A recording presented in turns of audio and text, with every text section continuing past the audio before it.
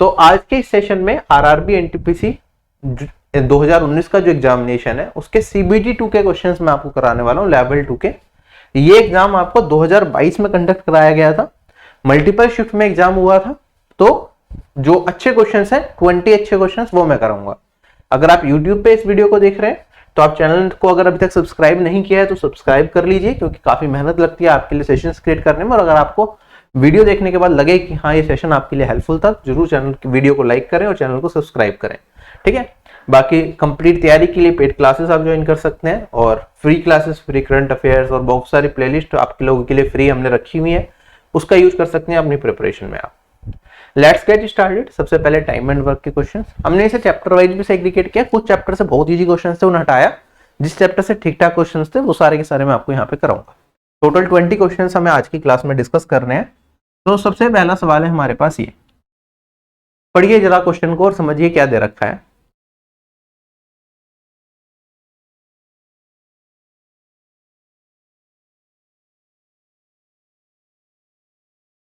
देखो क्वेश्चन में कहता है कि x एक काम को 18 डेज में कर सकता है और y उसी काम को 30 डेज में कर सकता है, ठीक है। z 50% ज्यादा एफिशिएंट है y से, ठीक है। तो अगर y और z की एफिशिएंसी की हम बात करें तो ये मेरे पास अगर 2 है 50% ज्यादा, z की एफिशिएंसी कितनी हो जाएगी 3, मतलब इसका 1.5 गुना। तो अगर मैं यहाँ पे z भी लिख दूं, x और y का मुझे टाइम दे रखा है, आगे कुछ करने की जरूरत नहीं है। जब भी हमें दो लोगों का टाइम दे रखा हो तो टोटल वर्क इन दोनों का एलसीएम हम ले लेते हैं। 18 और 30 का एलसीएम मेरे पास आ जाएगा यहाँ पे 90, और मेरे पास x की efficiency total work divided by time efficiency कहलाती है, तो ये आ जाएगा मेरे पास 5 और ये आ जाएगा मेरे पास 3। z की एफिशिएंसी क्या है, इससे 1.5 गुना ज्यादा है, तो 3 इंटू में 1.5, ये मेरे पास हो जाएगा 4.5। क्लियर। चलो आगे बढ़ते हैं। क्वेश्चन में क्या आता है, z और y ने काम की शुरुआत करी और 4 दिन के बाद काम छोड़ के चले गए। जो बचा हुआ काम है वो x ने p की मदद से अगले 4 दिन में कंप्लीट करा। तो हमें बताना है कि टोटल काम में कितना टाइम लगेगा। तो आप अगर ध्यान से देखें तो 4 दिन तो z और y ने काम करा और 4 दिन ही x और p ने काम करा। अगर इन तीनों की x, y, z की अगर कंबाइंड एफिशिएंसी निकालूं मैं तो 8 और 4.5 12.5 ये हो गई, ठीक है। ये इन तीनों की है और इसमें मैं p की एफिशिएंसी को भी जोड़ दूं और इसमें 4 से मल्टीप्लाई कर दूं तो ये टोटल वर्क के बराबर होगा या नहीं होगा, क्योंकि सबने पहले y और z ने 4 दिन काम करा, फिर x और p ने करा, तो बात वही आ गई कि मैं कह रहा हूं सबने 4 दिन काम करा ओवरऑल, तो ये 90 के बराबर आ जाएगा। 4 से काटूंगा इसे तो 22.5 आएगा और यहां से 12.5 उधर जाके एलिमिनेट हो जाएगा, तो p की एफिशिएंसी मेरे पास कितनी आ जाएगी 10। अगर p की एफिशिएंसी 10 है, p अकेला काम को कितने दिन में करेगा ये पूछा गया है, तो मेरे पास ये वैल्यू आ जाएगी 90 डिवाइडेड बाय 10, ये आ जाएगा 90। 9 दिन में पूरा काम अकेले कंप्लीट कर सकता है। कोई कंफ्यूजन तो नहीं है किसी को। अगले सवाल पे चलते हैं। नेक्स्ट क्वेश्चन हमारे पास कहता है P और Q मिलके एक काम को 20 दिन में कर सकते हैं, Q और R मिलके उसी काम को 30 दिन में कर सकते हैं, P और R मिलके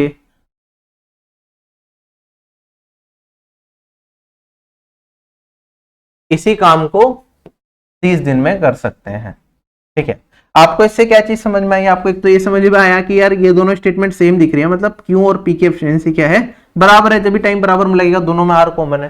चल ये ऑब्जर्व किया हमने, बाकी इसकी जरूरत पड़ेगी नहीं पड़ेगी बाद में पता चलेगा। कहता है what is the respective ratio of the number of days taken by P when completing the same job alone to the number of days taken by R when completing the same job alone.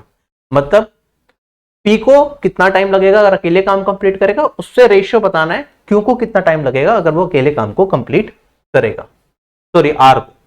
P का ratio और R का ratio बताना है। कैसे solve करेंगे? जब भी इस तरह का क्वेश्चन हमारे पास आता है तो अगर हमें टाइम दे रखो, टोटल वर्क मान लेते हैं इन तीनों का एलसीएम, तो ये आ जाएगा मेरे पास 180 या 60 आ जाएगा, सॉरी। P और Q की कंबाइंड एफिशिएंसी कितनी आ गई 3, Q और R की कितनी आएगी 60/30 आ गई 2, और यहाँ पे मेरे पास आ जाएगी 2। अगर मैं इन तीनों का सम कर दूं तो ये आ गया 7। ये किसकी एफिशिएंसी आएगी? अब इन तीनों को सम कर रहा हूं अगर मैं, तो सब Q भी 2 बार है, R भी 2 बार है और P भी 2 बार है, तो twice P plus Q plus R की होगी। तो इसका मतलब P plus Q plus R की एफिशिएंसी कितनी हो जाएगी 7/2। जिस ठीक है, इसे मैं 3.5 भी लिखना चाहूं तो लिख सकता हूं। अब अगर मुझे किस किस को कंपेयर करना है, हमें डेज को कंपेयर करना है बेसिकली, पी के और आर के। तो अगर Q और R की एफिशिएंसी इसमें से घटा दूं मैं 3.5 में से 2 को घटा दूं तो मुझे क्या मिल जाएगा, मुझे P की एफिशिएंसी मिल जाएगी that is 3.5 minus 2 that is 1.5। अगर मैं R की निकालता हूं तो मैं P प्लस क्यू को घटा दूंगा, इसमें से 3.5 में से 3 को घटाऊंगा तो ये बचेगा 0.5। अब एफिशिएंसी क्या होती है, कार्य करने की क्षमता। हमसे क्या पूछा है, हमसे कहता है कि कितने दिन इन्हें काम को कंप्लीट करने में लगेंगे इंडिविजुअली, उसका रेशियो बता दो। अगर मैं P का टाइम निकालूंगा तो आप ये क्या होगे ना, सर 60 काम है, P को कितना टाइम लगता है, एक दिन में 1.5 काम करेगा तो 1.5 से डिवाइड कर दिया, टोटल डेज P के आ गए। R के निकालूंगा तो 60 डिवाइडेड बाय 0.5। आप देखो यहां पे अगर रेशियो निकाल रहे हो तो 60 से 60 एलिमिनेट हो जाएगा, 0.5 से काटूंगा तो 3, 1/3 रेशियो 1 क्रॉस मल्टीप्लाई हो जाएगा, सिंप्लीफाई करने के लिए तो 1/3। ये मेरा इस क्वेश्चन का आंसर है। बाकी आपको इतना करने की जरूरत नहीं थी। अगर आपको एफिशिएंसी का रेशियो मिल गया, जैसे मैंने P और R की एफिशिएंसी का रेशियो निकाला तो मेरे को समझ में आया 1.5 और 0.5 तो 3:1 आया। अगर एफिशिएंसी का रेशियो इतना है, सेम काम करना है, काम कांस्टेंट हो गया तो टाइम क्या हो जाएगा, इसका इनवर्सली प्रोपोर्शनल, तो ये हो जाएगा 1:3। तो टोटल वर्क से इसका कोई लेना देना नहीं था, हमें वहां पे 60 से डिवाइड करके करने की जरूरत नहीं थी। बिल्कुल बेसिक से सरल भाषा में आप सभी लोगों को आई होप ये क्वेश्चन समझ में आ गया होगा। एक और सवाल टाइम एंड वर्क का ही देखते हैं, बड़ा अच्छा सवाल है, ध्यान से क्वेश्चन को पढ़िए फिर हम इसे सोल्व करेंगे।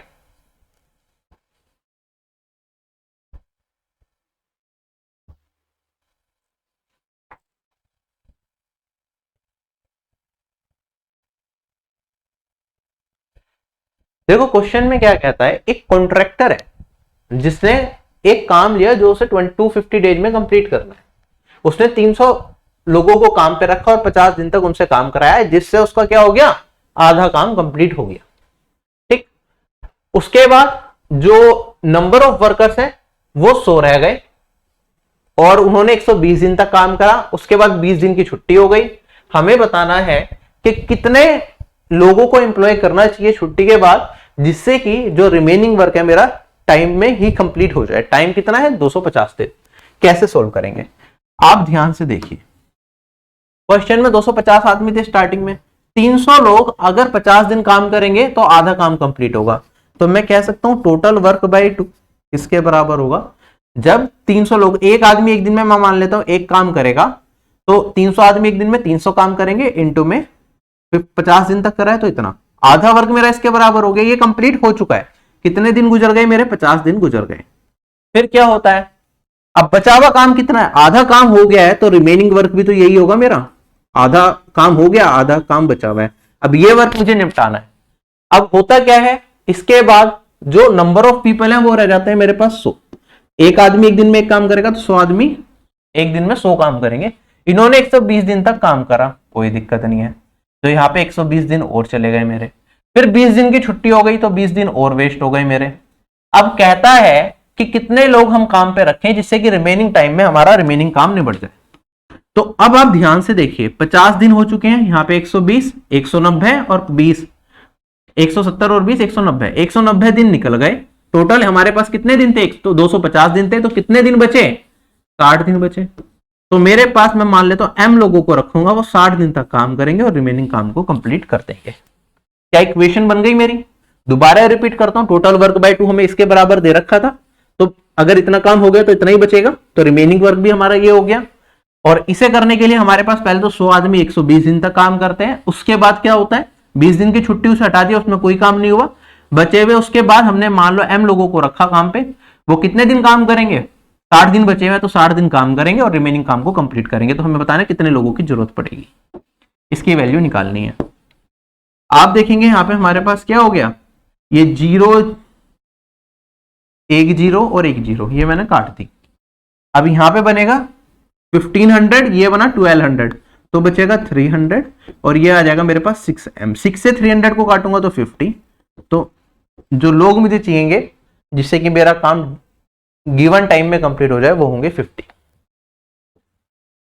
क्लियर? सिंपल था। अगले सवाल पे चलते हैं। कई बार क्वेश्चन इसलिए भी लिए जाते हैं क्योंकि उनकी लैंग्वेज थोड़ी बड़ी होती है, कंफ्यूजिंग लगता है, इसलिए हम उन क्वेश्चंस को करा देते हैं।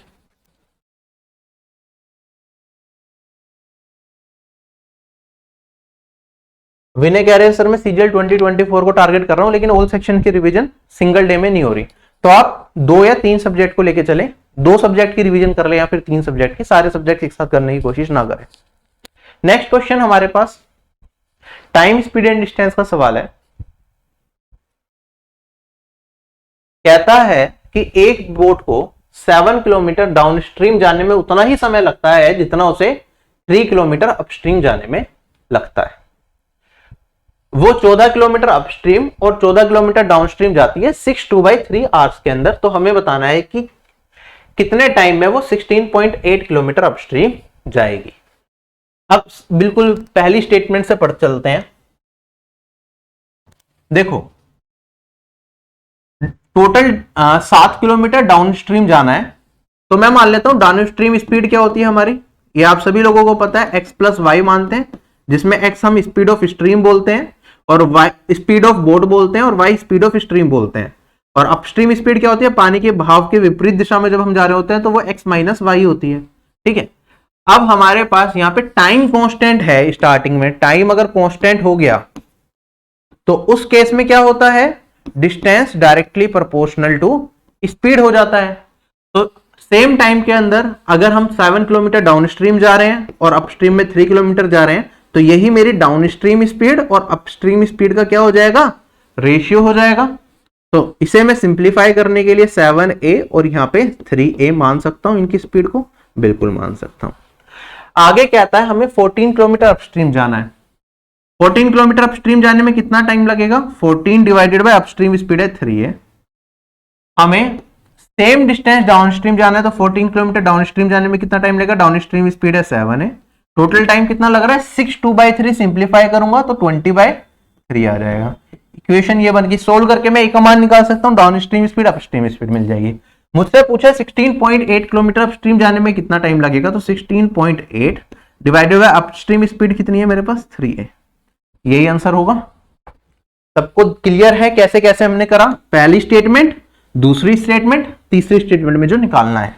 अब यहां से सबसे पहले हम a की वैल्यू निकाल लेते हैं। अगर मैं सिंप्लीफाई करूंगा तो 14 कॉमन आ जाएगा, नीचे 21a एलसीएम आ जाएगा, ऊपर मेरे पास यहाँ पे 7 + 3 10 बन जाएगा और ये मेरे पास 20/3। ये 1 0 से ये 1 0 चली जाएगी, 3 से काटूंगा तो ये 7a बन जाएगा, 7 से काटूंगा तो ये 2 और 2 से 2 एलिमिनेट हो जाएगा, सब कट गया, मेरे पास a का मान आ गया 1। अगर a 1 है तो ये 3 बन जाएगा और ये 16.8 को 3 से काटूंगा तो 5 जा और 0.6 जा। This is my answer. Clear? ये बेसिक से हो गया। बाकी आपके दिमाग में ये चीज आ सकती है, सर a का मान यहाँ पे आप सिंप्लीफाई करके कुछ भी निकालते, चलो वो छोड़ते हैं। अगर a का मान कुछ भी आता वो बात की बात है, तो मैं अगर खाली इसे ही सिंप्लीफाई करता, 16.8 डिवाइडेड बाई 3 है तो हमें स्टार्टिंग में दिख रहा था, तो मेरा आंसर आता 5.6 डिवाइडेड बाई a। तो इससे अगर मैं ऑप्शन के बाद देता तो चांसेस थे मेरा ये वाला बनता, लेकिन और भी चीजें हो सकती थी। मतलब आपको लगता शायद a 1 आ जाए तो ये हो जाएगा, ठीक है, लेकिन a की डिफरेंट वैल्यू, a फ्रैक्शन में भी कोई वैल्यू दे सकता था, जरूरी नहीं है a इंटीजर वैल्यू दे, 1 ही दे, 2 भी दे सकता है, 3 भी दे सकता है, 1/2 भी दे सकता है, 3/4 भी दे सकता है, a का मान कुछ भी हो सकता है। तो एग्जैक्टली सिर्फ इसे देख के ये कह पाना कि ये आंसर हो जाएगा, वो गलत मेथड होगा। ठीक है, लग सकता है कि हाँ ये होने के चांसेस ज्यादा है या 5.6 का फैक्टर होने के चांसेस ज्यादा है आंसर जो भी होगा, but it can vary because a can be a fraction value as well. चलो अगला सवाल हमारे पास कहता है 2 ट्रेन सेम टाइम पे 2 स्टेशन से स्टार्ट होती हैं और एक दूसरे की तरफ चलती हैं 30 किलोमीटर पर आवर की स्पीड से और 35 किलोमीटर पर आवर की स्पीड से। जब वो आपस में मिलती हैं तो ये पाया जाता है कि एक ट्रेन ने 30 किलोमीटर ज्यादा डिस्टेंस कवर किया है दूसरी ट्रेन से। तो हमें बताना है इन दोनों स्टेशन के बीच में दूरी क्या रही होगी। अच्छा, कैसे सोल्व करेंगे इस चीज को? देखो, अगर मेरे पास दोनों सेम टाइम के लिए ट्रेन चल रही है, ठीक है, एक की स्पीड है 35, एक की है 30, ठीक है, तो ये 35 की स्पीड से टी टाइम में कितना डिस्टेंस कवर करेगी, इतना। दूसरी ट्रेन 30 की स्पीड से टी टाइम में कितना डिस्टेंस करेगी, इतना। एक ने ज्यादा डिस्टेंस कवर करा, ऑब्वियसली जो तेज चल रही थी उसने ज्यादा डिस्टेंस कवर किया होगा, तो वो किसके बराबर दे रखा है, वो हमें दे रखा है 30 किलोमीटर के बारे में बराबर। तो यहां से सॉल्व करके मेरे पास 5t 30 के बराबर और टाइम का मान आ जाएगा मेरे पास 6 घंटे के बाद दोनों ट्रेन आपस में मिली होंगी। टोटल डिस्टेंस इनके बीच में कितना होगा, जब दोनों एक दूसरे की तरफ चल रही हैं तो रिलेटिव स्पीड क्या हो जाएगी, ऐड हो जाएगी। तो रिलेटिव स्पीड हो जाएगी 35 प्लस 30। इस स्पीड से चल रही है कितना, 6 घंटे। इंटू में 6 कर दोगे तो ये मेरे पास 65 इंटू में 6 260। This is my answer. एक सेकेंड, कुछ गड़बड़ तो नहीं है।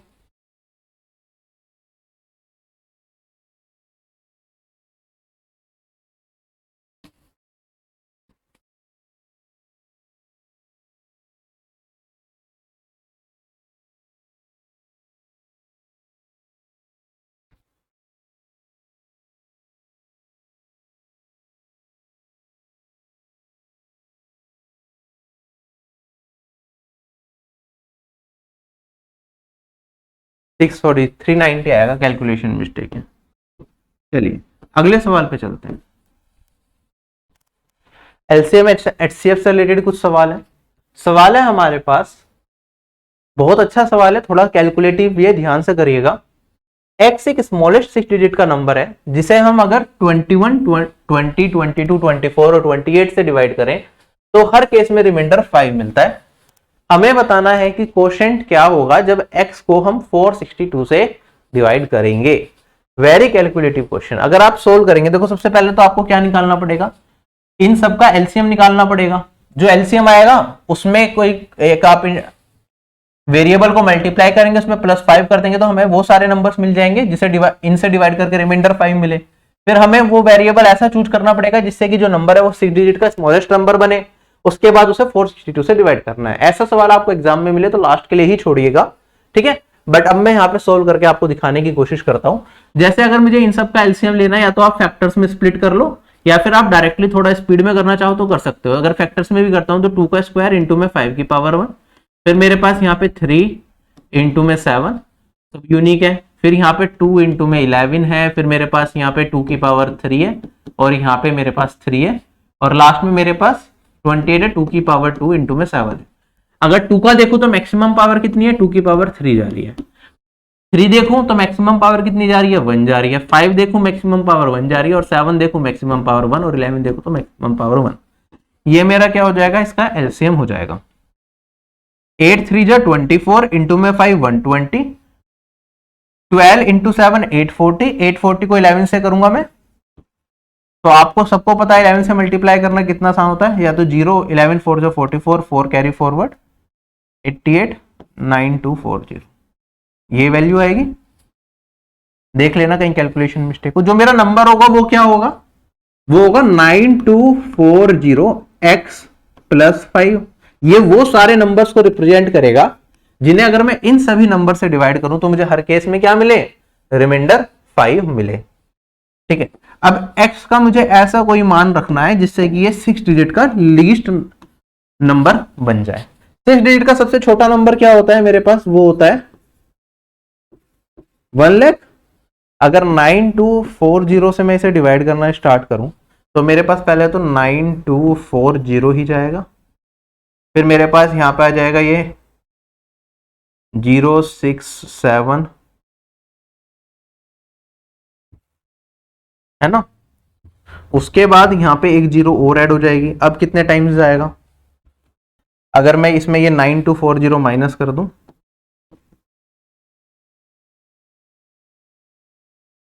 तो हमें कितने की कमी, 9240 में से ये घटाऊंगा 40 और 92 में से 76 को घटाऊंगा तो ये वाली वैल्यू बच जाएगी 16। मतलब इतने की कमी पड़ रही है, इतना मुझे जोड़ना पड़ेगा।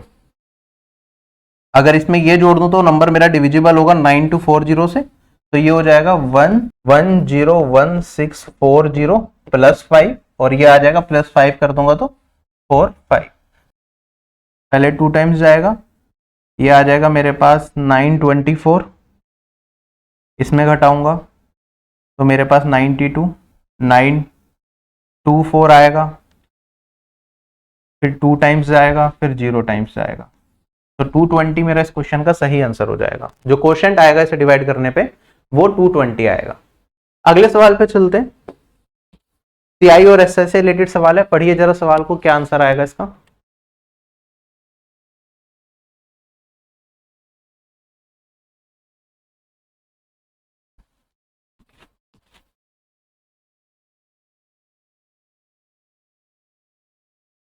देखो क्वेश्चन में कहता है हमारे पास 55,800 रुपीज है, इसे दो पार्ट्स में स्प्लिट किया और स्कीम ए और स्कीम बी के तौर पे बेचा। तो ए प्लस बी मैं मान लेता हूं ये 55,800 के बराबर हो गया। आगे क्या आता है कि स्कीम ए को हमने 2 साल के लिए 20% पर एनम कंपाउंड इंटरेस्ट पे दिया।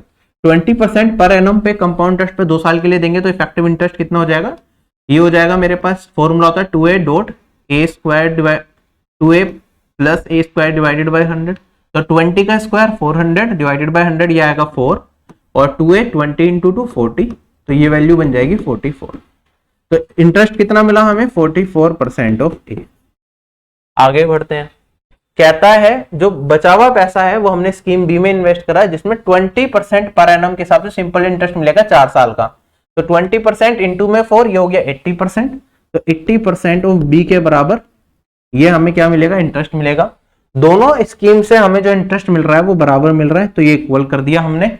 हमसे पूछा है कितने पैसे स्कीम ए में इन्वेस्ट किए गए थे। सॉल्व कर लो, आप देखेंगे परसेंट से परसेंटेज कट जाएगा, 4 से काट दोगे तो a बाई बी मेरे पास कितना आ जाएगा 20/11 यही आएगा।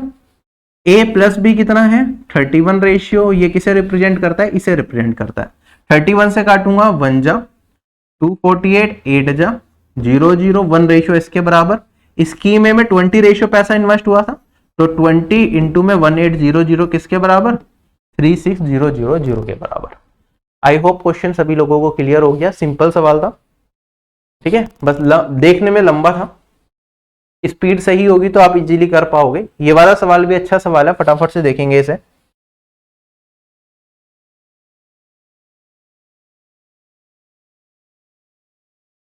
क्या दे रखा है क्वेश्चन के अंदर,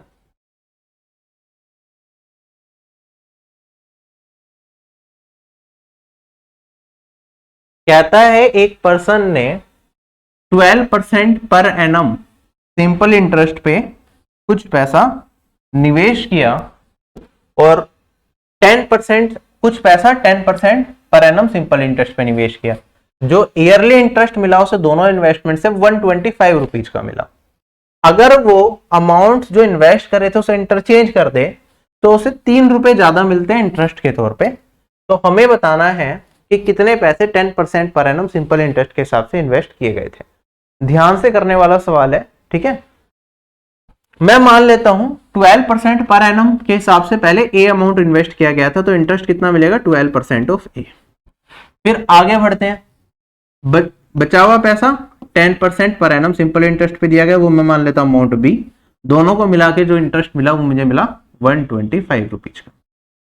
अब हमने क्या कर दिया, इंटरचेंज कर दिया, तो मैं कहूंगा यहां पे 10% of A plus 12% of B. अगर बी पे इतना इंटरेस्ट मिलता तो उस केस में जो हमारा पहले इंटरेस्ट मिल रहा था उससे 3 रुपए ज्यादा, तो इसमें 3 बढ़ा दूंगा तो 128 रुपीज का इंटरेस्ट मिलेगा या नहीं मिलेगा। हमें बस ये बताना है 10% पर एनम के हिसाब से जो पैसा इन्वेस्ट किया गया था उसका मान बता दो। ये वैल्यू मुझे बतानी है, बी का मान बताना है। सोल्व करेंगे, आप कहेंगे सर दोनों जगह ए को एलिमिनेट कर देंगे, यहाँ पे 12 है और 10 है, इनका एलसीएम हो जाएगा 60। तो इसके अंदर 5 से मल्टीप्लाई और इसके अंदर किससे मल्टीप्लाई 6 से मल्टीप्लाई, और नीचे वाली इक्वेशन में से ऊपर वाली इक्वेशन को हम क्या कर देंगे, घटा देंगे। तो ए एलिमिनेट हो गया, 12 6 जा 72, यहाँ पे 50, 72 में से 50 घटाऊंगा तो 22% ऑफ बी, ये किसके बराबर हो जाएगा, ये बराबर हो जाएगा 128 इंटू में 6 माइनस में मेरे पास 125 इंटू में 5 है। देखो कैलकुलेशन अगर आपको आसान बनानी है मैं सीधा तरीका बताता हूं। आप कह सकते हैं सर इसे 6 को मैं 5+1 में ब्रेक कर देता हूं, तो यहाँ पे दोनों कैलकुलेशन में 5 कॉमन आ जाएगा मेरे पास। 128 इंटू 5 125 इंटू 5, 5 को कॉमन लिया, 128 में से 125 को हटाऊंगा तो बचेगा 3 प्लस मेरे पास यहाँ पे 128, यही वैल्यू आएगी। थोड़ी सी कैलकुलेशन आपकी आसान करी या नहीं करी, ये चीजें आपको आनी चाहिए। 5 3 जा 15 प्लस 128 करूंगा तो मेरे पास 143 बन जाएगा और डेट इज 22% ऑफ बी। अब काटेंगे तो 11 से काट सकता हूं 2 और ये वाली वैल्यू आ जाएगी मेरे पास 13। कोई दिक्कत नहीं। 2% ऑफ बी 13 के बराबर है। 100% ऑफ बी निकालने के लिए यहां पे भी 50 से मल्टीप्लाई और यहां पे भी 50 से मल्टीप्लाई, तो 13 इंटू 50 650 आ जाएगा। That is 100% of B. ये आ गया बी का मान। क्वेश्चन खत्म हो गया। ठीक है, इस तरीके से सवाल को करेंगे, कम से कम टाइम में आप कर सकते हैं, कोई दिक्कत आपको नहीं आनी। चलता हूं मैं अगले सवाल पे। इक्वेशन बेस्ड सवाल था सीआई और एसआई का। जनरली हम रेशियो वगैरह करते हैं, लेकिन यहाँ पे इक्वेशन बना के हमें करना था। अब एक सवाल हाइट एंड डिस्टेंस का पूछा गया, बहुत अच्छा सवाल हाइट एंड डिस्टेंस का है ये। इसे कॉपी में भी नोट कर लीजिएगा अपनी, ठीक है, जिससे कि फ्यूचर में इस तरह के सवाल अगर एग्जाम में आ जाए तो आप उसके लिए रेडी रहें।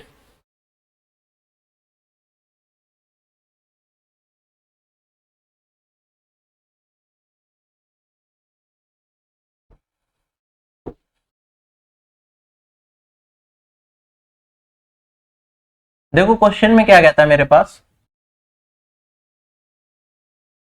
बड़े ध्यान से पढ़ना इस क्वेश्चन को, लैंग्वेज में सब कुछ छुपा हुआ है। दो पोल्स है एक रोड के इधर साइड पे है, मतलब मेरे पास मान लो कोई रोड है, कुछ इस तरीके की मेरे पास बीच में रोड जा रही है।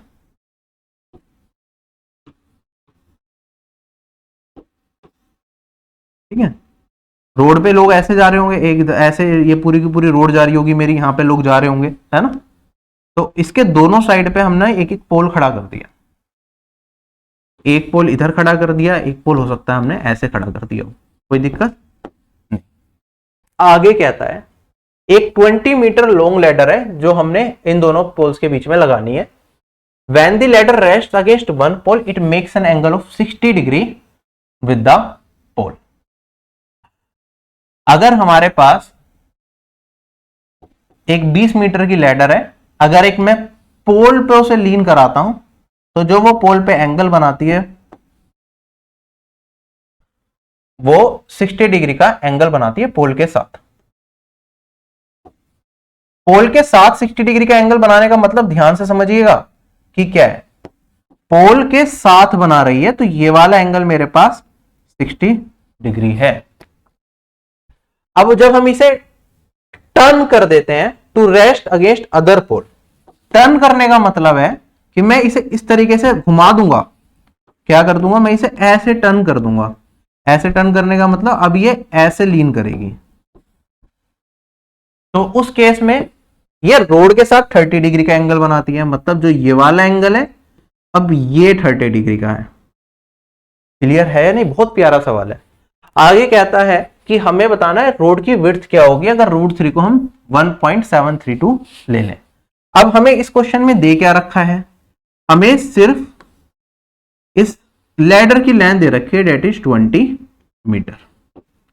हमें ये वाली दूरी निकालनी है। ये सोल्व कर लेते हैं। आपको पता है अगर ये 60 डिग्री है तो ये वाला एंगल कितना हो जाएगा, क्योंकि ये 90 डिग्री ऑलरेडी दे ही रखा है, तो ये वाला एंगल हो जाएगा मेरे पास 30 डिग्री। अगर ये 30 डिग्री होता है तो हमें पता है ये वाली साइड 1 रेशियो होती है, ये वाली साइड √3 रेशियो होती है और ये वाली साइड 2 रेशियो होती है। 2 रेशियो अगर 20 को रिप्रेजेंट करेगा तो √3 रेशियो किसे रिप्रेजेंट करेगा, 1 रेशियो 10 को, और √3 रेशियो 10 √3 को रिप्रेजेंट करेगा। यहां से लेके यहां तक है। क्या यहाँ पे मेरे पास सिमिलर चीजें यहाँ पे भी हो रही है, ये 30 डिग्री, ये 30 डिग्री एंगल है।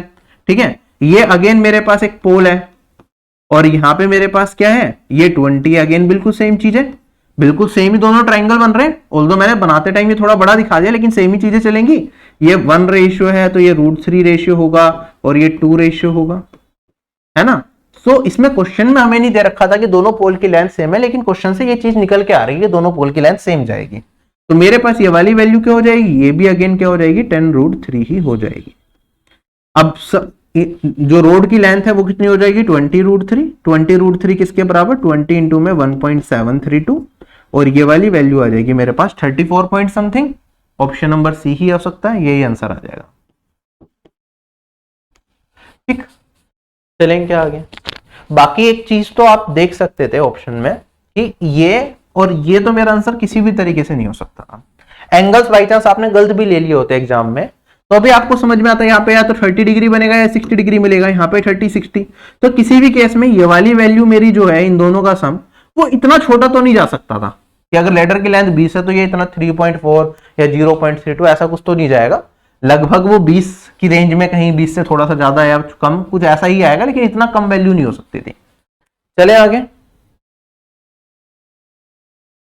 नेक्स्ट क्वेश्चन हमारे पास मेंसुरेशन का है, फटाफट से देखिए।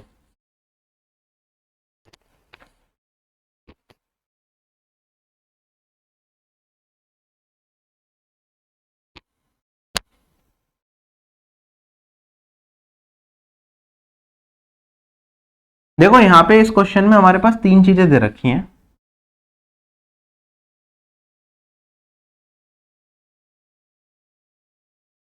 मेरे पास एक सिलेंडर है जिसका जो रेडियस है वो 16 2/3% ज्यादा है एक हेमिस्फीयर के रेडियस से।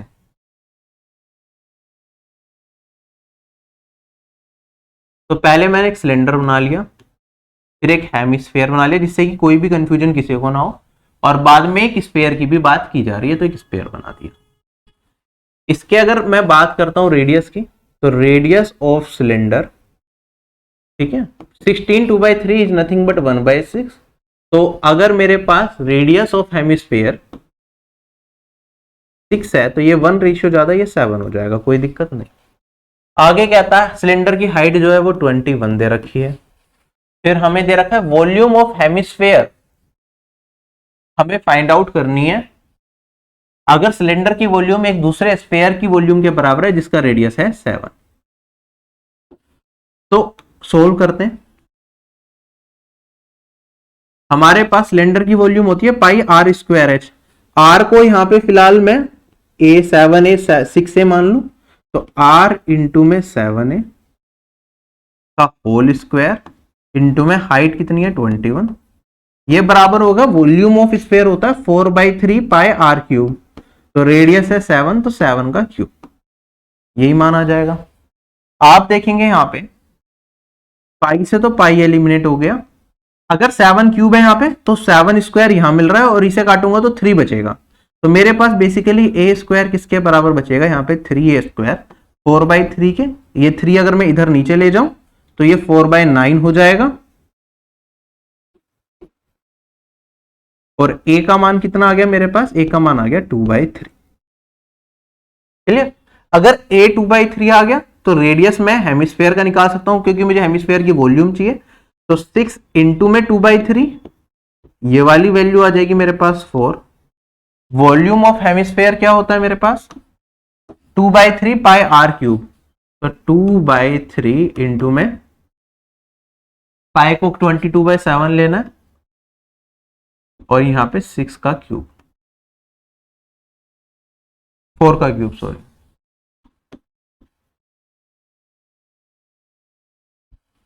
अब यहाँ पे थोड़ी सी कैलकुलेशन है हमारे पास, वो हमें करनी पड़ेगी और फिर रिजल्ट आएगा। तो नीचे तो 21 किसी को काट नहीं पाएगा। यहाँ पे देखो ये आया मेरे पास 4 का क्यूब, और यहाँ पे 2 इंटू 11 में ब्रेक कर दो तो 2 इंटू 2 4, 4 की पावर 4 क्या होता है मेरे पास 256 होता है। 256 इंटू में 11 करूंगा तो मेरे पास 6 5 और 6 11, 1 कैरी फॉरवर्ड, 7 और 1 8 और 2, इसे काट लो। पहले तो 1 जा जाएगा, 71 3 जा जाएगा, 86 4 जा जाएगा, 134 पॉइंट समथिंग। तो ऑप्शन नंबर सी क्या हो जाएगा करेक्ट। चले आगे। क्वेश्चंस मुश्किल नहीं है, बस थोड़ा सा टाइम कंज्यूमिंग है, इसलिए मैं सारे क्वेश्चंस आपको जो भी ठीक ठाक लग रहे थे वो करा रहा हूं, बाकी इससे आसानी थे आपके एग्जाम में। कर्व्ड सरफेस एरिया एक सॉलिड सिलेंडर का 2/3 है इसके टोटल सरफेस एरिया के। अगर इसका टोटल सरफेस एरिया इतना है तो हमें बताना है कि वॉल्यूम क्या होगी। पाई की वैल्यू 22/7। सिंपल क्वेश्चन है, ये सभी लोग खुद भी कर सकते हैं। कर्व्ड सरफेस एरिया होता है सिलेंडर का 2πRh।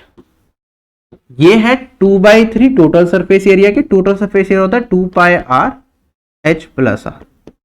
अगर मैं यहां पे ये पुट कर दूं तो मेरे को पास कुछ रिलेशन निकल के आएगा। 2π से मेरा 2π एलिमिनेट हो जाएगा, r से ये r कट गया, 2/3 h + r, h के बराबर 3 इधर 3h इधर 2h, तो मेरे पास इधर बचेगा h और ये 2r के बराबर आ गया। आगे हमें ये भी दे रखा है कि टोटल सरफेस एरिया कितना है 231, तो 2 पाई r, पाई को 22/7 लेना है, 22/7 इंटू में r, h प्लस r करूंगा तो h क्या है 2r प्लस r, ये हो जाएगा 231। कोई दिक्कत नहीं, सॉल्व करो।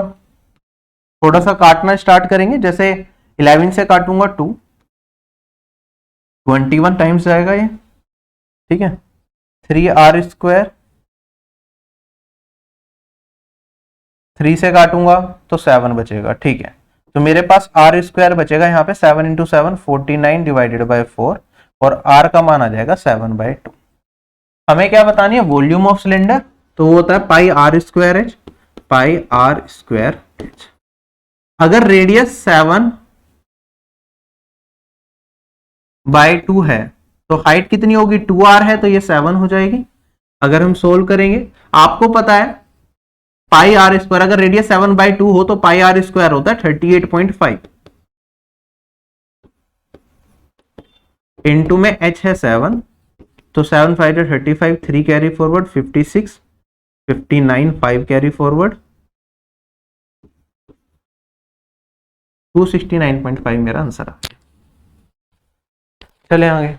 अब और क्या क्या चीजें इसमें देखी जा सकती थी, क्योंकि हमें इसमें सिलेंडर की वॉल्यूम बतानी थी और वो पाई r²h होता है, तो आपको ये चीज पता होती है कि पाई क्या होता है मेरा 2 इंटू में 11 होता है, तो मेरा जो आंसर होगा वो 11 का मल्टीपल होगा या नहीं होगा, बिल्कुल होगा। ये श्योरिटी से हम कह सकते हैं। तो चार ऑप्शन में आप 11 का मल्टीपल भी चेक कर सकते थे। जैसे फर्स्ट ऑप्शन को देखा, 2 + 4 6, 8 + 6 14, 14 - 6 8, ये 11 से डिविजिबल नहीं है, नहीं आ सकता आंसर। 9 + 2 11, 6 + 5 11, 11 का मल्टीपल है, ये आ सकता है। 2 + 5 7, 9 + 4 13, 13 - 7 6, 11 का मल्टीपल नहीं है। 3 + 8 11, 4 + 2 6, ये भी 11 का मल्टीपल नहीं है। अगर मैं क्वेश्चन के स्टार्टिंग में ये चीज चेक कर लेता कि वॉल्यूम मुझे क्या निकालनी है, वॉल्यूम जो आएगा वो 11 का मल्टीपल होगा, चारों ऑप्शन चेक कर लेता, क्योंकि छोटी वैल्यूज थी तो मेरा आंसर यहीं पे आ जाता, मुझे पूरा काम झाम करने की जरूरत नहीं थी। क्लियर है ये चीज? तो डायरेक्टली आप इसे ऑप्शन से भी कर सकते थे, तो ये आपको ये चीज भी चेक करनी है। अगर आपको लग रहा है एक लाइन में बेसिक से आंसर आ जाएगा तो ऑप्शन पे जाने की जरूरत नहीं है, आप आंसर निकालो और इतने में जितने में ऑप्शन चेक करोगे इतने में आंसर आ जाएगा। लेकिन अगर आपको लगता है क्वेश्चन लंबा है तो ऑप्शन पे भी एक बार नजर डाल लिया करो। मैंने मेंशुरेशन में आपको पढ़ा रखा है कि वॉल्यूम जब हम निकाल रहे हैं या सर्कल का एरिया निकाल रहे हैं या फिर स्फीयर की वॉल्यूम निकाल रहे हैं तो उसमें कौन का पार्ट किसका मल्टीपल होता है, वो बहुत डिटेल में आपको समझाया गया है। ठीक है, उस चीज को याद रखें और ऑप्शंस में वो चीज इंप्लीमेंट करके अपने आंसर को जल्दी निकालें।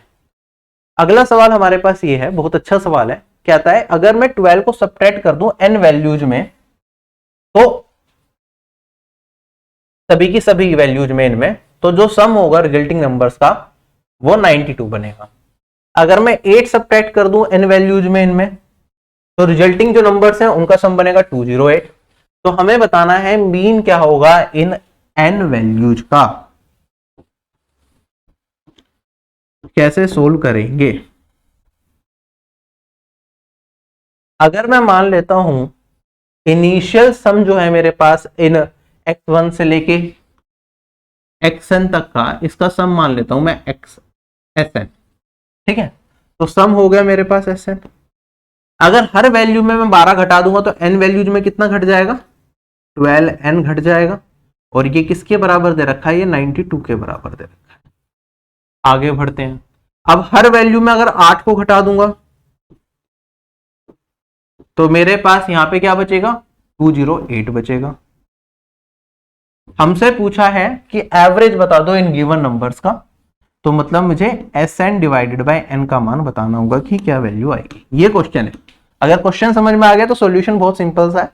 आप कहेंगे सर इस वाली इक्वेशन में से इसे अगर मैं घटा दूंगा तो ये मेरे पास बचेगा 116, और माइनस का 8n है, प्लस का 12n बचेगा, तो 4n Sn कट जाएगा और n का मान कितना आ गया यहाँ पे 29। अगर n 29 है तो कहीं भी या तो इस इक्वेशन में या फिर इस इक्वेशन में किसी में भी आप पुट कर सकते हो। अगर n यहाँ पे मैंने 29 को पुट करा तो 29 इंटू में 12 348 आएगा। 348 में से 92 आप एलिमिनेट करेंगे तो मेरे पास ये वाली वैल्यू बन जाएगी, या फिर आप इसे डायरेक्टली भी कर सकते हैं, थोड़ा और सिंप्लीफाइड वर्जन मैं इसका निकाल देता हूं जिससे कि कंफ्यूजन ना रहे। एक काम करते हैं, इस पूरी वैल्यू को मैं n से डिवाइड कर देता हूं, ठीक है। ऊपर वाली इक्वेशन को पूरे को n से डिवाइड कर दूं तो Sn/n माइनस में 12 और मेरे पास बचेगा 92 डिवाइडेड बाय 29। क्या यही वैल्यू बचेगी? और जो मेरा एवरेज है यहां से निकल जाएगा, 29 से इसे काटूंगा तो लगभग 3 पॉइंट समथिंग कुछ जाएगा, है ना। तो 12 प्लस 3 15 पॉइंट समथिंग आंसर आना चाहिए, तो ऑप्शन नंबर 2 मैच कर जाएगा, एवरेज। ठीक है, तो इस तरीके से भी देख सकते हैं, पूरी कैलकुलेशन पे जाने की जरूरत नहीं है, पूरी को इक्वेशन को आंसर डिवाइड करा और हमने वैल्यू निकाल ली। चलो आगे नेक्स्ट। अब हमारे पास जो सवाल है वो स्टैटिस्टिक्स से रिलेटेड है।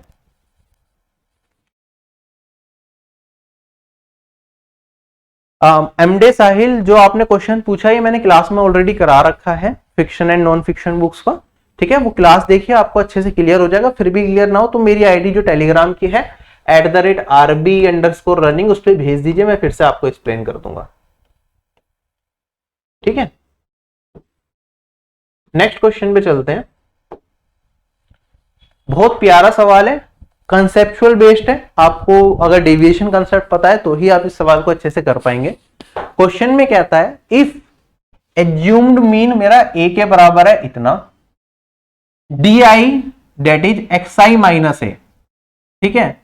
ये di xi माइनस a दे रखा है, fi फ्रीक्वेंसी ऑफ xi दे रखा है, i क्या है, ith वैल्यू को रिप्रेजेंट करता है एक तरीके से xi, और यहाँ पे f summation of fi di ये मेरा 130.5 को रिप्रेजेंट करता है, समेशन ऑफ fi 90 को रिप्रेजेंट करता है। तो हमें अर्थमेटिक मीन बताना है of all the values of xi। देखो अर्थमेटिक मीन क्या होता है, मैंने आपको फॉर्मूला कई बार कराया गया है। ये होता है assumed mean plus sum of all the deviation. Sum of all the deviation को अगर मैं फॉर्मूले की टर्म्स में लिखूं तो ये कहलाता है मेरे पास fi di divided by number of sum of all the observations, जो कहलाता है मेरा fi, ठीक है। ये हमारा फॉर्मूला होता है मीन निकालने का। और अगर मैं इसे यूज कर लूं तो मेरे पास क्या वैल्यू आएगी, di क्या है, देखो ये डेविएशन ही है, di क्या है, xi माइनस है। ये बेसिकली किसे रिप्रेजेंट कर रहा है, डेविएशन को। इंडिविजुअल नंबर में से एज्यूम्ड मीन को घटाते हैं तो वो हमारा डेविएशन कहलाता है। तो ये di क्या है, डेविएशन है। ये मेरे पास फ्रीक्वेंसी है। फॉर्मूला लगाओ आप, आपके पास एज्यूम्ड मीन है 142.5, इसमें अगर मैं ये ऐड करूं summation of sum of all the deviation fi di है 130.5,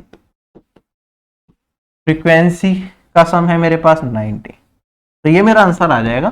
चारों ऑप्शंस अगर आप देखो, आपको पता है ये 1 पॉइंट समथिंग कुछ जाएगा, 1.5 अगर 90 को 1.5 से करूंगा तो 135 आएगा, तो इसके 1.5 से थोड़ा सा कम है, तो 142.5 प्लस 1.5 होता है 144। 144 से थोड़ी सी कम वैल्यू होगी जो भी मेरा आंसर होगा, तो 143.95 ये मेरा इसका करेक्ट आंसर जाएगा।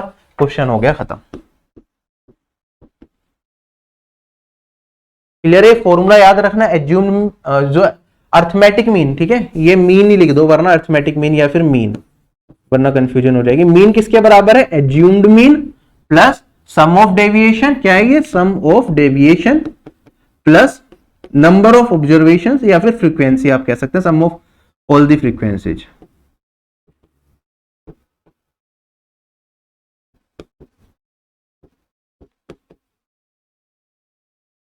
चलें आगे। अगला सवाल हमारे पास देखो क्या याद रखा है, for the classes 10 to 19, 20 to 29, 30 to 39, 40 to 49, 50 to 59 ऐसे कुछ दे रखा है। ये 90 to 99 तक जा रहा है, ग्रुप डेटा दे रखा है। हमें बताना है कि अपर लिमिट क्या होगी क्लास इंटरवल 70 से लेके 79 की। चार ऑप्शंस दे रखे हैं कि अपर लिमिट बताओ क्या रखी जाएगी। क्या आंसर आएगा आपके हिसाब से इसका? जब भी हम ग्रुप डेटा की बात करते हैं तो हम कॉन्टिन्यूअस डेटा पे ही काम कर रहे होते हैं, और कॉन्टिन्यूअस डेटा में जब ऐसा होता है कि हमारे पास ये वाली टर्म और ये वाली टर्म दोनों डिफरेंट हो, क्या हो, ये वाली टर्म और ये वाली टर्म डिफरेंट हो, तो हम इसे सिंप्लीफाई करने के लिए क्या कर देते हैं, इन दोनों का एवरेज ले लेते हैं। 19 और 20 का एवरेज होता है 19.5। तो हमने क्या करा, इसमें 0.5 हटाया और इसकी में 0.5 एक तरीके से कम कर दिया। तो हमारा जो सीक्वेंस बनता है वो कुछ इस तरीके से बनता है कि इसमें 0.5 कम करूंगा 10 में, तो ये बनेगा मेरे पास 9.5 और ये 19.5। फिर जो नेक्स्ट रेंज बनेगी हमारी वो बनेगी 19.5 और फिर बनेगा हमारा 29.5। इस तरीके से हमारा ग्रुप डेटा को हम रिप्रेजेंट करते हैं। तो इस तरीके से जब साइकिल की बात आएगी 70 और 79 की, तो ये आएगा मेरे पास 69.5, लोअर लिमिट इसकी ये जाएगी और अपर लिमिट जाएगी इसकी 79.5। तो अगर हमें इस इंटरवल की अपर लिमिट पूछी गई है तो वो आएगी 79.5 ग्रुप डेटा के अंदर। चलूं क्या आगे हम मैं, क्योंकि आप ध्यान रखिए अगर हम इस तरह से रेंज में दे भी रहे हैं तो हमारे पास जो 19 और 20 का बीच का गैप है वो वैल्यूज भी तो कहीं ना कहीं आनी चाहिए। तो इसकी अपर लिमिट हमारी 79.5 मानी जाएगी। नेक्स्ट क्वेश्चन हमारे पास, हमें रेंज रेशियो मीडियन बताना है इस डेटा का। अब मीडियन क्या होता है, मीडियन के लिए सबसे पहले हम जो भी डेटा सेट दे रखा होता है उसे इंक्रीजिंग ऑर्डर में अरेंज करते हैं। अगर इसे इंक्रीजिंग ऑर्डर में अरेंज करूंगा तो सबसे पहले मेरे पास, आप ऐसे ही लिखना स्टार्ट करो, 134 है, 98 उससे पहले आ रहा है, मैंने 98 यहां पे लिख दिया, फिर 194 इसके बाद आ रहा है, 194 लिख दिया, फिर 122 आ रहा है तो यहां पे कहीं आएगा, और फिर 108 आ रहा है तो यहां पे आ जाएगा। क्या ये मेरी 5 वैल्यूज दे रखी हैं इसके अंदर, और एक 156 भी है, 156 यहां आ जाएगा। चलो इंक्रीजिंग ऑर्डर में अरेंज कर दिया। रेंज क्या होती है, रेंज होती है मेरी highest value minus lowest value. तो 194 में से अगर 98 को मैं सब्ट्रैक्ट कर दूंगा तो ये आ जाएगा मेरे पास this minus this will give me range, तो 96 ये आ गया range. Range divided by median, median क्या होता है, नंबर ऑफ वैल्यूज निकालेंगे, 1 2 3 4 5 6, 6 वैल्यूज हो गई मेरे पास, तो ये हो गया इवन। तो मेरे पास मीडियन क्या होता है, ये होता है n/2th term plus next term divided by 2, n/2 मतलब थर्ड टर्म, तो 122 और 134, 122 प्लस 134 डिवाइडेड बाय 2, तो ये वाली वैल्यू आ जाएगी 22 और 34 56 और 2 से डिवाइड करूंगा 128, तो यहां पे आएगा 128। सिंप्लीफाई करेंगे तो किससे कट जाएगी ये वाली वैल्यू, मेरे पास ये वाली वैल्यू कटेगी हमारे पास यहाँ पे 32 से कट जाएगी, और 3 जा और 4 जा, 3/4 इज माई आंसर। चलें क्या आगे, पता होना चाहिए रेंज क्या होती है, मीडियन क्या होती है, कैसे निकालते हैं। हमें मीडियन बताना है, इन नंबर का क्या होगा। यह बहुत सिंपल सा सवाल है, ये सिर्फ आपको होमवर्क देने के लिए रखा गया था सवाल, इसमें कुछ भी नहीं था, तो खुद से ट्राई करेंगे। नेक्स्ट क्वेश्चन पे हम चलते हैं। कहता है अगर इस डेटा सेट में मैं 70 को रिमूव कर दूं तो मेरे पास जो पुरानी मीडियन में वो कितने से इंक्रीज करेगी। अगर मैं देखूं क्या ये इंक्रीजिंग ऑर्डर में ऑलरेडी दे रखा है, दे रखा है। कितनी वैल्यूज हैं, 1 2 3 4 5 6 7 8, 8 वैल्यूज हैं।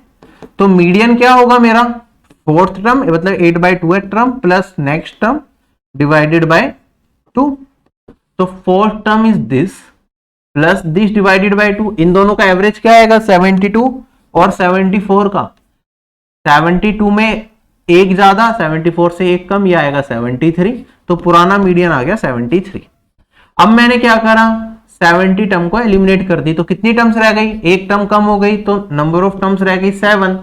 अब इसमें जब नंबर ऑफ टर्म्स मेरी क्या हो, ओड हो, तो मीडियन होता है मेरा n+1/2th टर्म, यही मीडियन हो जाती है। तो फोर्थ टर्म निकालनी पड़ेगी हमें, 7 + 1 8/2 that is 4, 1 2 3 and 4, fourth term is 74, तो नया मीडियन हो गया 74, कितना इंक्रीज हो गया 1, तो यही मेरा इस क्वेश्चन का आंसर आएगा। चलें आगे, नेक्स्ट क्वेश्चन हमारे पास, क्वेश्चन में कहता है x इस पूरे डेटा का क्या है, मीडियन है, y मीडियन होगा जब हम इस पूरे डेटा के अंदर 26 और 41 को रिप्लेस कर देंगे किससे, 59 और 75 से, तो हमें बताना है 3x माइनस 2y का मान क्या होगा। कैलकुलेटिव बनाने की क्वेश्चन को कोशिश की गई है, बाकी कुछ नहीं है इसके अंदर। अगर ऊपर वाला डेटा देखो, इतनी सारी वैल्यूज है, हमें मीडियन बताना है, तो हमें लिखना पड़ेगा, और लिखेंगे तो बहुत दिक्कत हो सकती है, लेकिन फिर भी मैं लिखना स्टार्ट करता हूं छोटा छोटा। 16 है, फिर 78 है, हो सकता है यहां कहीं आए, उसके बाद मेरे पास 26 है, चलो यहां डाल देता हूं, उसके बाद मेरे पास 91 है, यहां डाल देता हूं। ऐसे ही लिखो, वरना एक एक सोचोगे सबसे छोटी कौन सी है, फिर दूसरी लिखोगे, बहुत टाइम लग जाएगा। फिर है 29, इसके बाद आ जाएगा, उसके बाद मेरे पास यहाँ पे 71 है, 78 से पहले आ जाएगा, फिर 31 है, फिर मेरे पास 46 है, फिर मेरे पास 9 है, फिर मेरे पास 51 है, फिर मेरे पास यहाँ पे 54 है, ओके, फिर मेरे पास 56 भी है, 56 है, फिर मेरे पास 61 है,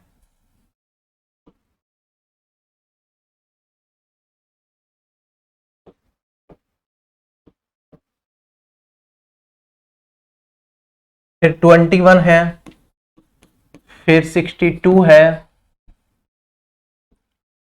फिर हमारे पास 65 है। मैं इसके ऊपर ही लिख देता हूं, यहाँ पे याद रखना वरना कंफ्यूजन हो जाती है। फिर हमारे पास 73, 86, 73, 78 थी, 86, 41 और 89, 89 एंड 41 यही कहीं आएगा।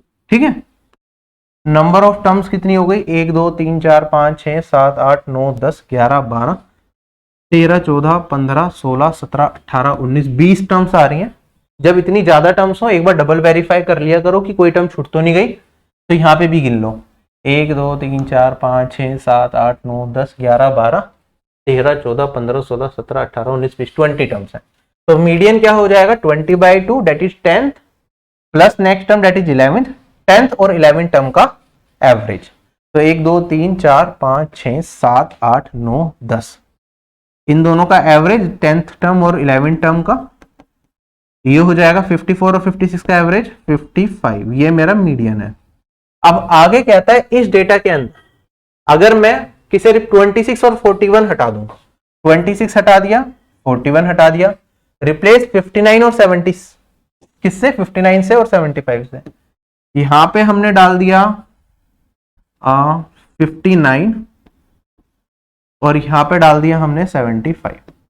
तो मेरा नया एवरेज क्या, नया मीडियन क्या होगा, देखो दो टर्म्स हटी हैं, तो ये 8वीं बन जाएगी या 9वीं बन जाएगी, तो ये 10वीं और 11वीं ये हो गई। ठीक है, इन दोनों की वजह से जो मेरा मीडियन बनेगा वो कितना बन जाएगा, वो बन जाएगा 59 और 61 का, ये बन गया 60।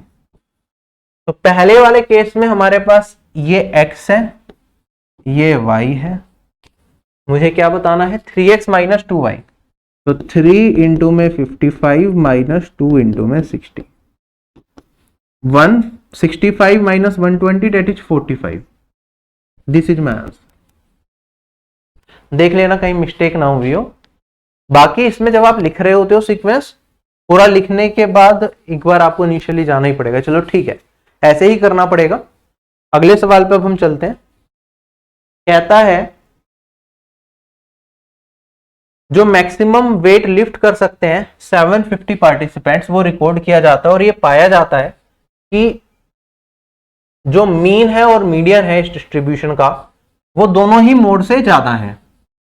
ठीक है, मीन एंड मीडियन हमें 184 केजी और 178 केजी दे रखे हैं, तो हमें बताना है इन सब में से मोड की मोस्ट लाइकली वैल्यू क्या हो सकती है। ठीक है, मोड हमें पता है क्या होता है, 3 मीडियन माइनस 2 मीन, यही फॉर्मूला लगा के देख लो, बाकी चीजें तो बात की हैं। तो मेरे पास यहां पे 3 इंटू में 184 माइनस, सॉरी 3 मीन है, ये मीडियन है मेरे पास 178 माइनस 2 इंटू में 184, 178 चलो 184 यार क्या लिखा, चलो ठीक है। इसे सोल्व करके बताना, देखो पूरी कैलकुलेशन करने की जरूरत नहीं है, फिर ब्रेक कर लो। ये 178 से कितना ज्यादा है, ये मेरे पास 6 ज्यादा है, तो 178 प्लस 6 लिख सकता हूं इसे। 3 इंटू 178 माइनस 2 इंटू 178 तो बचा 178। अब मेरे पास इधर 178 है और इधर माइनस 2 इंटू 6 12 हो जाएगा, तो ये वाली वैल्यू कितनी हो गई 166। 166 is my answer, option number A is correct. चले आगे, आज का आखिरी सवाल हमारी क्लास का कहता है इन सभी संख्याओं का जो मेरे पास मीन है उस वो क्या होगा अगर सभी संख्याओं में 10 को ऐड कर दिया जाता है। तो आप कहेंगे सर अगर सारी संख्याओं में किसी पर्टिकुलर वैल्यू को ऐड कर दें तो मीन भी उसी वैल्यू से ऐड हो जाएगा। तो इन सब का जो मैं मीन निकालूंगा उसमें हम क्या कर देंगे 10 को ऐड कर देंगे और ये मेरा आंसर आ जाएगा। तो मीन निकालना बड़ा आसान है, सम कर लो। 2 डिजिट्स की वैल्यू जो डायरेक्टली करो, 14, 22, 36, 52, 76, 80, 8, 90, 94, 112,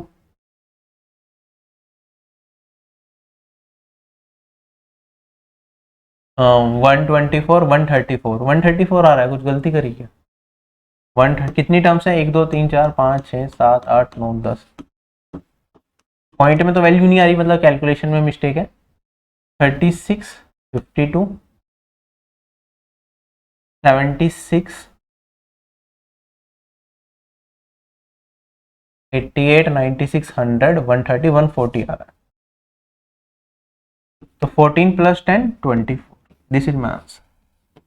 so this marks the end of this class, जिसमें हमने लेवल 2 के जो भी ठीक ठाक सवाल थे वो कर लिए। स्टेटिस्टिक्स एसएससी सीजीएल में भी पूछा जाता है मेंस के अंदर, उसमें अच्छे सवाल आने के चांसेस रहते हैं, तो इसलिए स्टेटिस्टिक्स के जो भी सवाल थे हमने जोर दिया है कि वो सारे के सारे तो हम एटलीस्ट डिस्कस करें। यहाँ पे 20 की 20 क्वेश्चन डिस्कस कर लिए गए हैं। बाकी अगर आपको क्लास पसंद आई हो तो चैनल को सब्सक्राइब करें, वीडियो को लाइक कर सकते हैं, और जो और भी का ऑफिसर बैच है कंप्लीट प्रिपरेशन के लिए इसे ज्वाइन कर सकते हैं, जिसमें सभी सब्जेक्ट्स की आपको डिटेल्ड क्लासेस मिल जाए, आपकी प्रिपरेशन पूरी अच्छे तरीके से हो जाए। बाकी इंडिविजुअल सब्जेक्ट के कोर्सेज जैसे कि मैथ्स का आप अलग से लेना चाहें खाली मैथ्स का वो ले सकते हैं, उसके साथ रीजनिंग का कोर्स फ्री रहता है। जीके का अलग से लेना चाहें तो आप जीके का अलग से ले सकते हैं, या बाकी स्टेनोग्राफी का, हिंदी का, ये सब देखना चाहें तो देख सकते हैं। ओवरऑल जो ऑफिसर बैच है इसमें सारे सब्जेक्ट्स के कोर्सेज इंक्लूडेड है। Bye bye everyone, take care, have a nice day and जय हिंद।